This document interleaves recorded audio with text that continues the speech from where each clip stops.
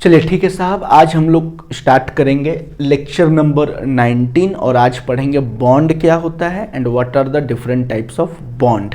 अच्छा, बॉन्ड का मतलब हो गया जो भी हम लोग एब्रेसिव ग्रेन का इस्तेमाल कर रहे हैं उसको ग्राइंडिंग व्हील में चिपकाएंगे ना साहब, है ना।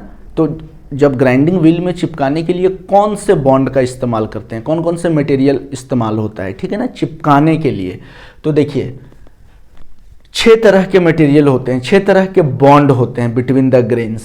पहला बॉन्ड क्या होता है समझिए, to ensure an effective and continuous cutting action. अगर आप चाहते हैं कि कंटिन्यू जो ग्राइंडिंग व्हील है मटेरियल को रिमूव करे, मटेरियल की कटिंग करे, तो the grain of abrasive material should be held together with the surface of grinding wheel. तो जो भी एब्रेसिव मटेरियल हैं वो चिपके हुआ होना चाहिए ग्राइंडिंग व्हील के साथ, तभी तो आप मटेरियल को रिमूव कर पाएंगे।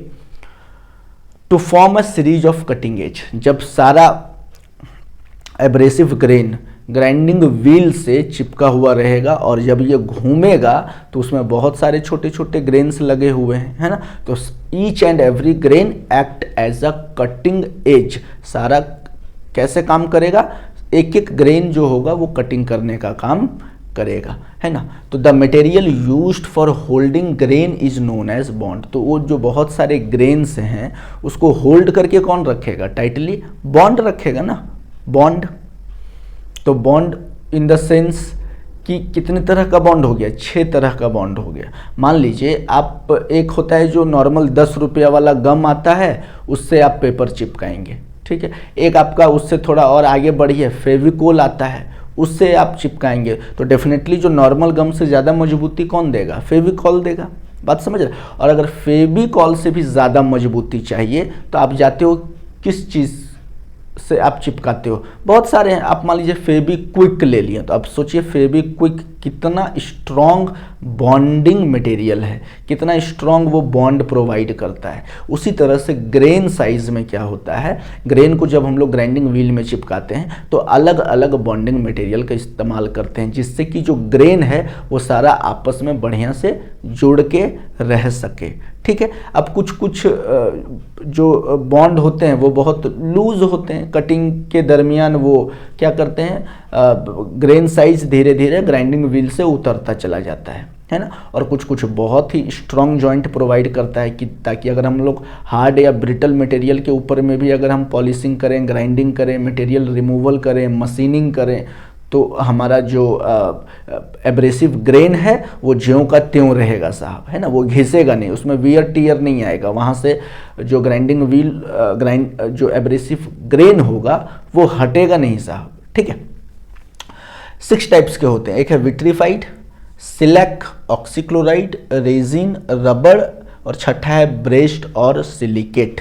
विट्रीफाइड बॉन्ड किसको बोलेंगे, देखिए most of the grinding wheel possess this bond. बहुत सारा आजकल जो भी ग्राइंडिंग व्हील इस्तेमाल होता है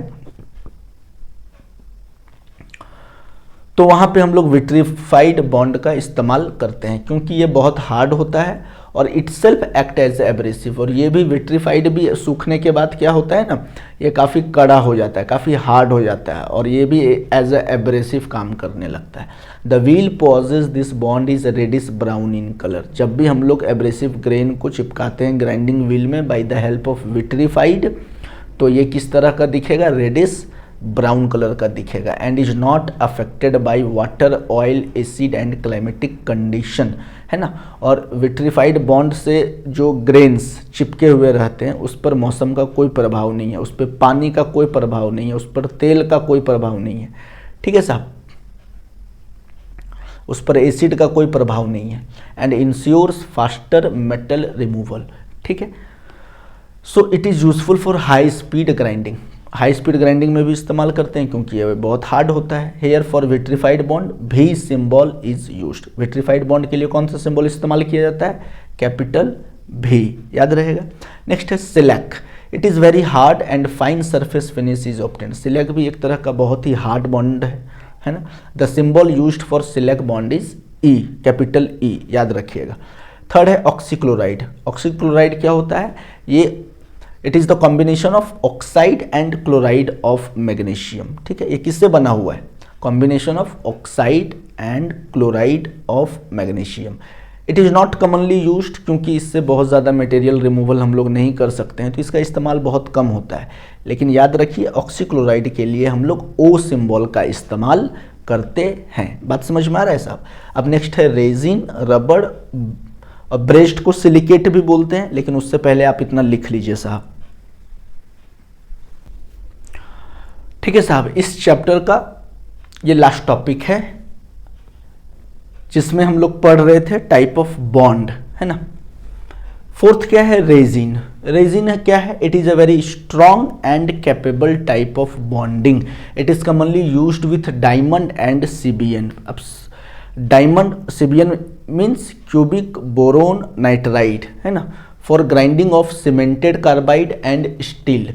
अब देखिए कि डायमंड और सीबीएन अपने आप में ही काफ़ी स्ट्रॉन्ग मटेरियल होता है या नहीं।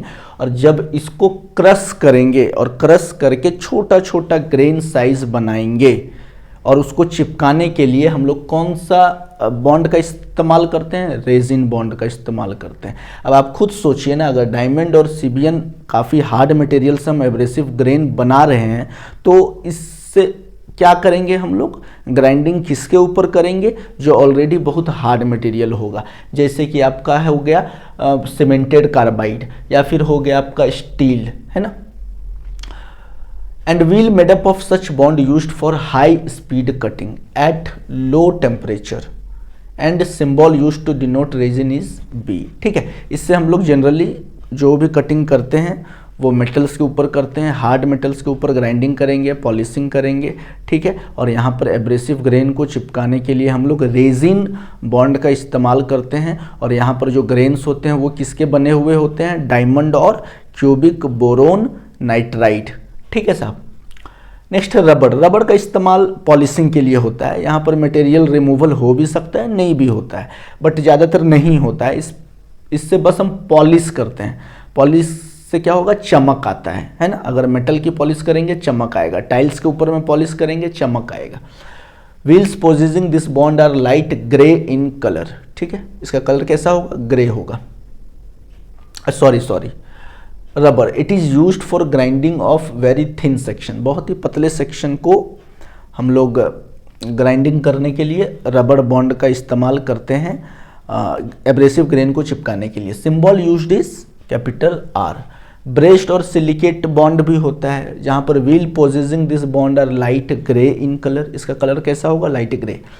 It gives faster metal removal and smooth surface finish. ठीक है, अगर ब्रेस्ट और सिलिकेट कहाँ से आया है? सिलिका से आया है। अगेन सिलिका काफ़ी हार्ड मटेरियल होता है ना। इसको चिपकाने के लिए हम लोग ब्रेस्ट और सिलिकेट बॉन्ड का इस्तेमाल करते हैं, और जिससे क्या होता है, हमारा top surface of the work piece पर बहुत आसानी से मशीनिंग हो सकती है, और सरफेस फिनिश बहुत अच्छा आता है, और बहुत ही फास्ट मटेरियल रिमूवल होता है।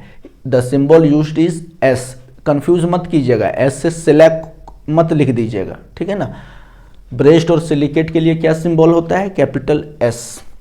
लास्ट टॉपिक है marking system for conventional grinding wheel. कैसे पहचानेंगे कि ग्राइंडिंग व्हील का स्ट्रक्चर क्या है, ग्रेड क्या है, बॉन्ड क्या है, ग्रेन साइज कैसे हम लोग उसको पहचान सकते हैं। और आप ISO designation of grinding wheel, actually ये आईएसओ 525 सीरीज़ का है, बट आप इसको इस तरह से ये लिखा हुआ रहता है। देखिए, फिर हमने एक उदाहरण स्वरूप लिखा है, एग्जाम्पल लिखा है 51A60K V 0.5, इस तरह से लिखा हुआ रहेगा। यहाँ कोई भी नंबर हो सकता है, यहाँ कोई दूसरा लेटर भी हो सकता है, यहाँ कोई दूसरा लेटर दूसरा, लेकिन फॉर्मेट यही रहेगा। अगर यहाँ नंबर है तो नंबर ही रहेगा, अगर यहाँ पे अल्फ़ाबेट है तो अल्फ़ाबेट ही रहेगा, अगर यहाँ पे अल्फ़ाबेट है अल्फ़ाबेट ही रहेगा, अगर यहाँ डेसिमल में कोई नंबर लिखा है तो ये डेसिमल में ही होगा। सबका मतलब क्या है, और ये इसी पैटर्न में होगा साहब। ऐसा नहीं कि ए को यहाँ कर देंगे 51 को यहाँ कर देंगे, फिर गलत हो जाएगा, ठीक है।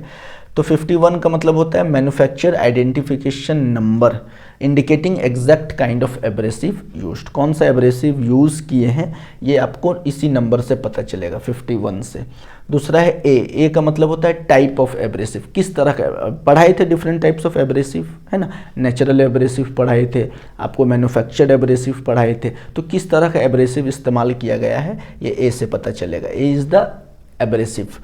60 क्या है? 60 है grain size, average grain size, है ना, एवरेज ग्रिट साइज बताए थे। अगर ग्रिट साइज बहुत ज़्यादा होगा तो बहुत कम मात्रा में मटेरियल को रिमूव करेगा, बताए थे ना। और अगर ग्रिट साइज बहुत छोटा होगा तो वो बहुत ज़्यादा अमाउंट में मटेरियल को रिमूव करेगा। 60 किस में आता था? आप चेक कीजिएगा नोट्स में। के क्या है? हार्डनेस। हार्डनेस भी हमने बताया था, ए से एच होगा तो कैसा हार्डनेस होगा, बताया था ना।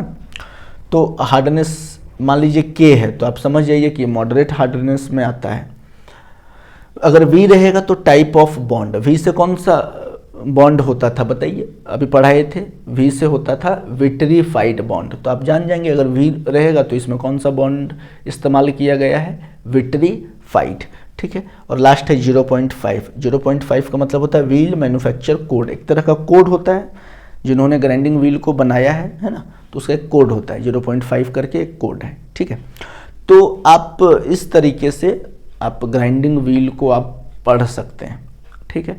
और यहाँ पर जो ग्राइंडिंग का सेक्शन है यानी कि यूनिट 3, ये पूरे अच्छे तरीके से पूरे डिटेल में कंप्लीट होता है, ठीक है साहब। आप बहुत बेहतर तरीके से नोट्स बनाइए, आप लिखिए, थोड़ा मेहनत करना पड़ेगा, आप लिखिए, लेकिन इसको जब आप पढ़ेंगे तो ये काफ़ी आसान होगा। और यकीन मानिए कॉम्पिटिटिव एग्ज़ाम में, गवर्नमेंट एग्ज़ाम में यहाँ से बहुत क्वेश्चंस आते हैं, ठीक है।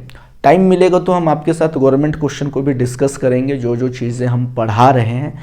लेकिन सबसे इम्पॉर्टेंट चीज़ है कि पहले आपको अपना फाउंडेशन स्ट्रॉन्ग करना होगा, जो टेक्निकल जो नॉलेज है पहले उस पर पकड़ बनानी होगी, तभी जाकर आप कॉम्पिटिटिव एग्ज़ाम के क्वेश्चंस को सॉल्व कर सकते हैं, ठीक है साहब। हम ग्राइंडिंग को यहीं पर रखते हैं, आप लिख लीजिएगा बहुत अच्छे से, है ना। और इस लेक्चर नंबर 19 को हम यहाँ पर समाप्त करते हैं। अगले लेक्चर में किसी नए टॉपिक के साथ हम आपसे मुलाकात करेंगे। तब तक आप अपना ख्याल रखिए और मुझे दीजिए इजाज़त। जय हिंद।